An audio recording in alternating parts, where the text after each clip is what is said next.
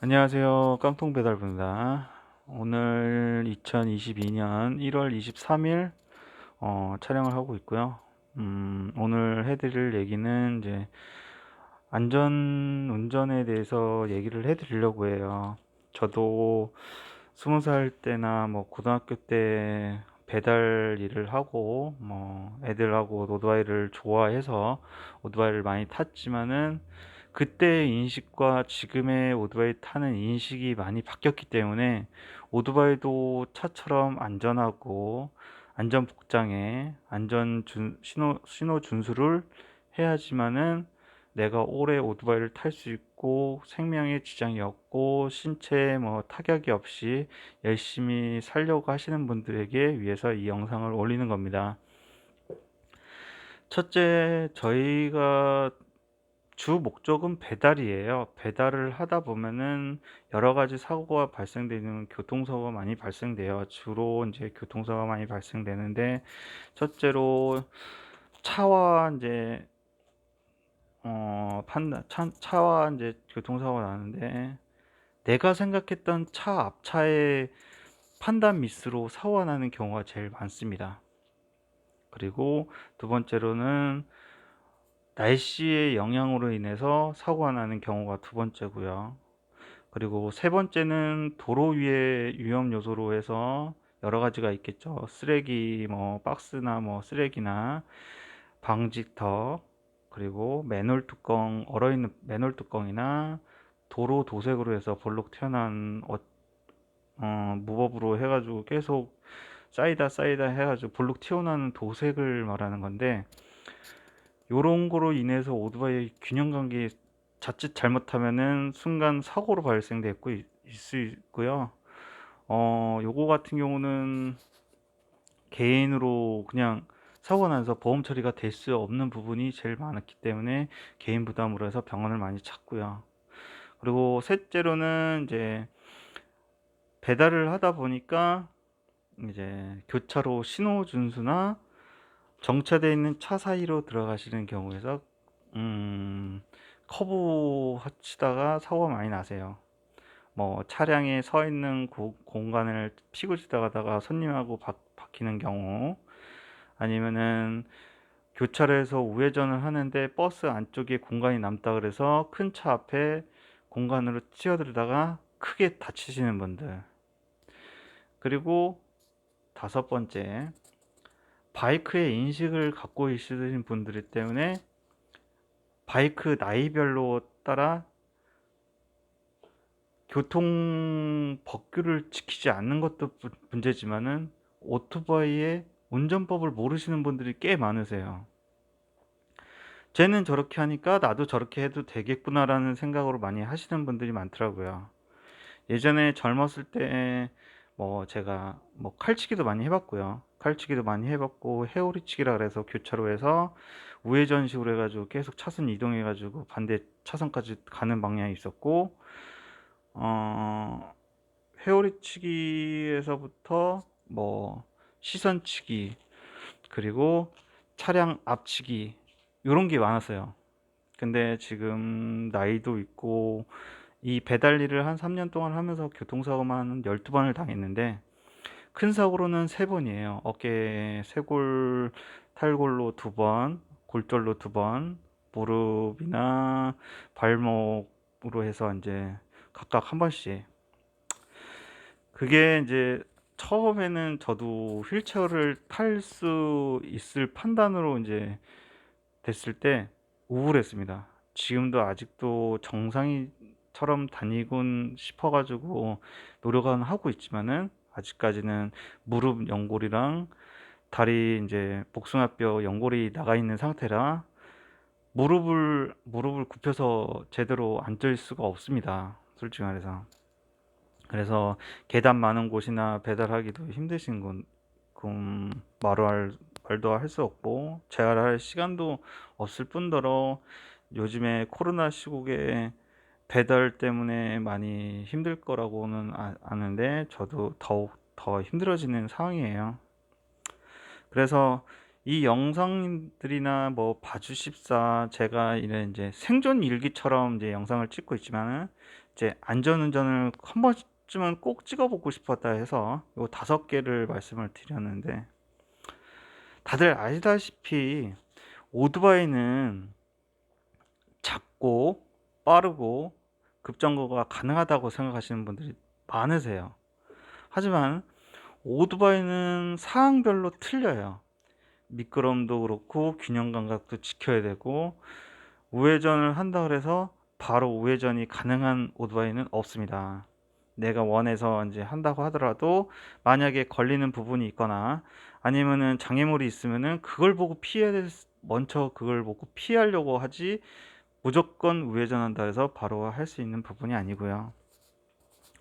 그리고 또 아파트 단지 같은 경우는 이제 겨울이다 보니까 눈이 많이 내리는 경우 관리비, 이제 어떻게 보면은 관리비 소홀 수도 있고, 초창기 때 눈이 많이 오니까 그냥 빨리 쓰고 말아야지 한다는 생각에 염화칼슘을 다 쓰시고, 지금 아파트, 저희 지역 아파트 단지 가면은 주차장에 눈을 녹일 수가 없어요. 그러다 보니 거의 빙판길이죠. 그래서 거의 아파트 입구에다 오토바이를 세워놓고 뛰어가는 심정입니다 지금. 그리고 도로 위에는 요즘에 박스와 이제 쓰레기가 난무해요. 뭐 배달 시켜 먹은 것도 많겠지만은 그런 쓰레기도 있겠지만은 요즘에 박스 수거 차량들이 많기 때문에 그거로 해서 도로 위에 많이 해서 그걸 조그만 박스나 아니면 캔 조각이나 아니면 장애물이라도 조금이라도 있으면은 저희 오토바이 입장에서는 그걸 밟고 지나가는 순간 큰 사고로 돼버립니다. 만약에 왕복 4차선 도로에서 아니면 왕복 12차선이나 아니면 큰 도로나 아니면 작은 도로다 하더라도 내가 순간 잘못한 브레이크 조작법과 내가 넘어지는 순간 크게 사고 나는 경우가 있어요. 마지막으로 크게 사고 나는 이유는 솔직히 말해서 음식을 지키려고 하는 마음가짐이 좀 커서 오토바이와 몸하고 분리를 못해요. 솔직히 말해서. 예전에 젊었을 때 경우는 뭐 오토바이를 뭐 불법적으로 오토바이를 사고 팔고 아니면 내 오토바이가 아닐 경우, 아니면은 오토바이가 큰 관심이 없기 때문에, 오토바이 타는 건 좋지만은 내 오토바이 경우가 아니기 때문에 오토바이와 사고가 났을 때 뛰어내리는 그런 조작법을 많이 했어요. 그게 몸의 습관이 되다 보니까 예전에는 많이 그런 게 있었는데, 음식을 배달하는 입장에서 그거 하나 지키려고 만약에 예를 들어서 2, 3만 원짜리 배달을 가고 있는데 한 개를 들고 사고가 났을까 봐 안전하게 넘어지려고 노력을 해요. 그러다 보면은 내 몸이 더 많이 다칩니다. 내 몸이 다치게 되면은 그 다음에도 일을 해야 되고, 아니면은 병원비라도 없는 실정에서 만약에 영원에서 시작했으면은 마이너스거나 아니면 하루에 뭐 오토바이 임대료를 내기 위해서 열심히 타기 위해서 음 음식값이 2, 3만 원이면은 하루 거의 반차 썼다고 생각하시면 되세요. 그러다 보니까 오토바이 입장에서는, 라이더 입장에서는 그거를 지키기 위해서 오토바이를 안전하게 오래 타야 되니까 오토바이도 지켜야 되고 음식도 지켜야 되고 수리값도 나가야 되는데, 그게 머릿속에 순간 멈칫합니다. 브레이크를 잡으면서도 넘어질 걸 아는데, 내 몸이 우선인 걸 아는데도 내 음식값과 내가 살았을 때 다시 오토바이를 탔을 때 그 비용이 나간다는 거를 머릿속에 스쳐갑니다. 그냥 순간.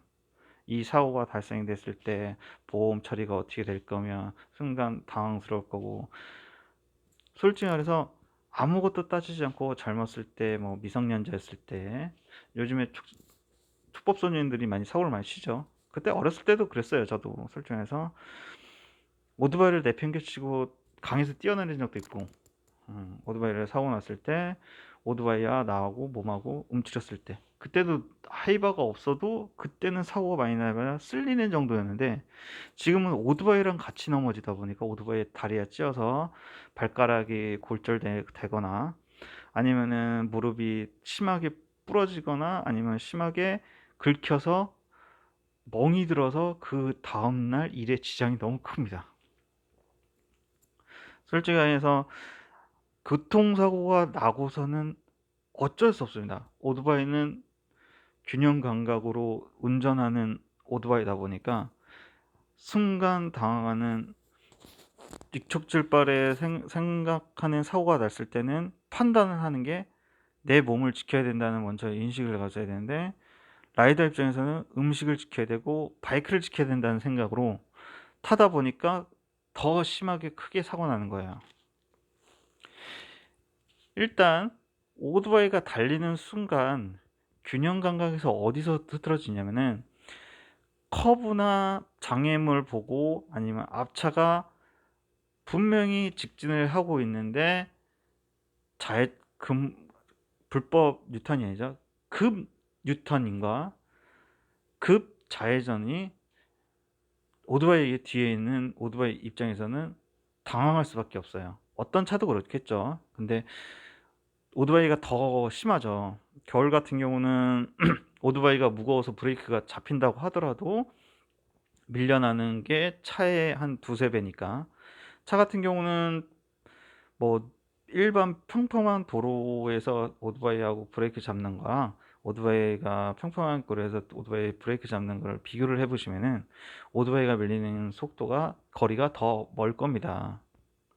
거기 더군다나 환경 요건에서 인제 네 눈비 뭐 안개 살짝 내리거나 아니면은 고여 있는 뭐 웅덩이나 아니면은 커브길에 모래가 모여 있는 곳도 있어요.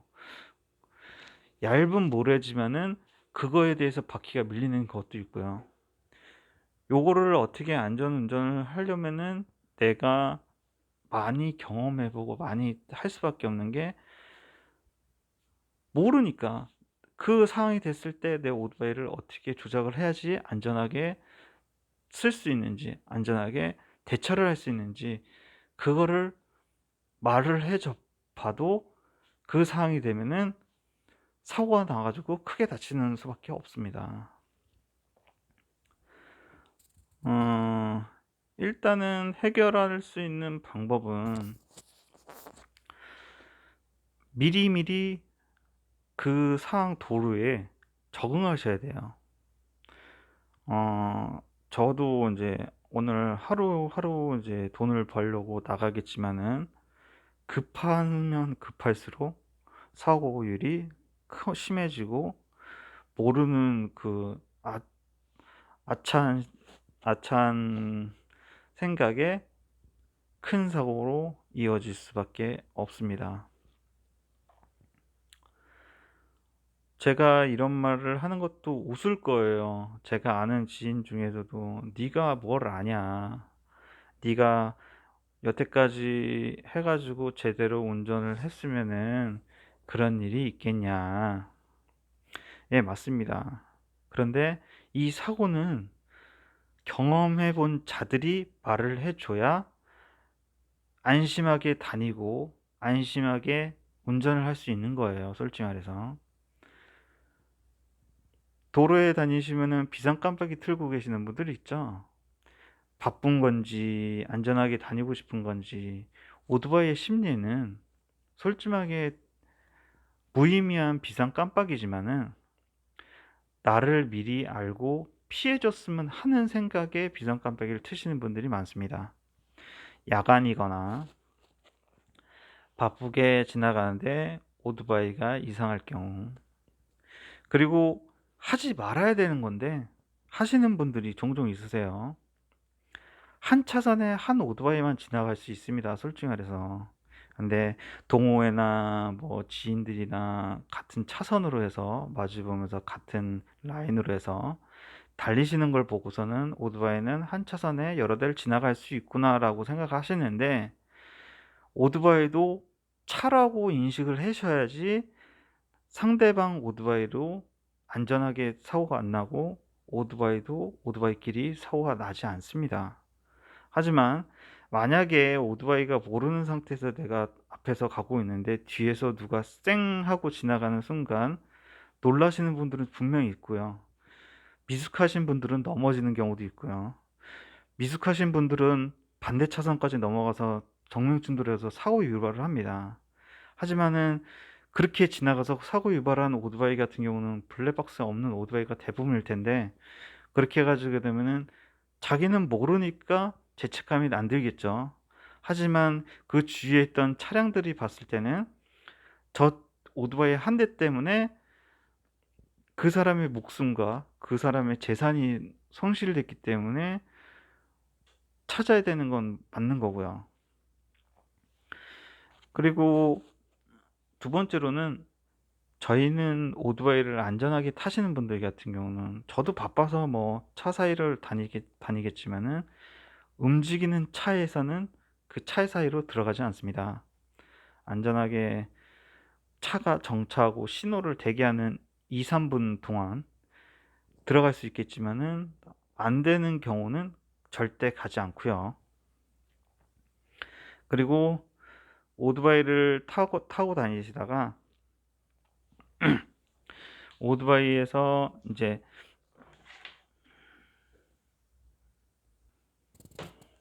죄송합니다.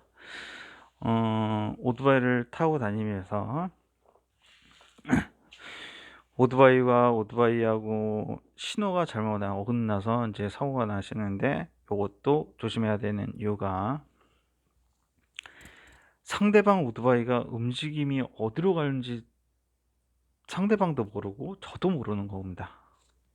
그렇기 때문에 오토바이와 상호 신호를 준수하기 때문에 방향 지시등을 켜줘야 되는 게 이유고요. 어, 내가 분명히 뒤에 오는 오토바이의 불빛을 봤는데도 무심코 신호를, 뭐 난 빨리 해가지고 빨리 갈 수 있으니까 저 오토바이는 괜찮겠지라고 생각하시는데, 겨울철에는 그것도 사고의 유발의 하나의 요인이에요. 오토바이와 오토바이도 그렇지만은 오토바이도 차도 그래요. 내가 우측으로 갈 건지 좌회전을 갈 건지, 이게 불법이라도, 불법 유턴이든 뭐 불법 좌회전이든 뭐 신호를 제끼는 것 하더라도 신호를 방향을 켜주는 것과 켜주지 않는 게 큰 차이가 있습니다. 그렇기 때문에 뭐 신호를 켜고선 바로 들어가는 것도 솔직히 말해서 문제겠죠. 원래는 깜빡이를 틀고 3초간 움직여 3초간 깜빡이가 켜진 걸 직진으로 가다가 그 다음에 움직여야지 되는 거지, 키자마자 갔으니까 나 방향 지진이 컸어, 이것도 안 되는 거예요. 일단 오토바이도 차라고 생각을 해야 되고요. 안전 운전으로 해서 안전 배달, 그리고 이 코로나 시국에 더 이상 다치시거나 사고로 목숨을 잃으시는 분들 없기를 바라면서 이 영상을 마무리하겠습니다. 배달이 요즘에 배달비도 많이 올라가서 배달을 안 시키는 수량이 적어지는 거를 봤을 때는 안 좋은 것 같아요. 제가 보기에는 배달 업체에선, 뭐 수도권에서는 뭐 좋다 말다 이런 얘기는 있지만은, 저희 뭐 비수도권 뭐 타 지역에서는 이제 배달비가 봤으면은 솔직히 말해서 7,000원짜리 밥을 한 끼 먹겠다고 반값에 밥 한 끼 더 먹을 수 있는 그 요금을 지불하는 사람은 거의 이제 좀 드물 거예요. 그래서 근데 여기서 이제 배달이 수량이 줄었는데 배달료를 더 올려서 배달비 좀 더 벌겠다는 그 욕심 때문에 배달 형태가 바뀌는 일이 없기를 바라며 이 영상을 마무리 짓게요. 다음 영상이 될 때는 제가 좀 더 알아보겠지만은, 초창기 배달이 시작하며 지금까지 배달 형태가 왜 이렇게 바뀌었는지 좀 더 알아보고 제가 알고 있는 내피셜로 영상을 올리겠습니다. 구독과 좋아요는 저한테도 힘이 되는 것 같아요. 솔직히 말해서 구독수가 제가 3년 동안 3명이었는데 요 근래 2개월 만에 12명이 더 구독을 해주셔서 제 입장에서는 너무 좋더라고요.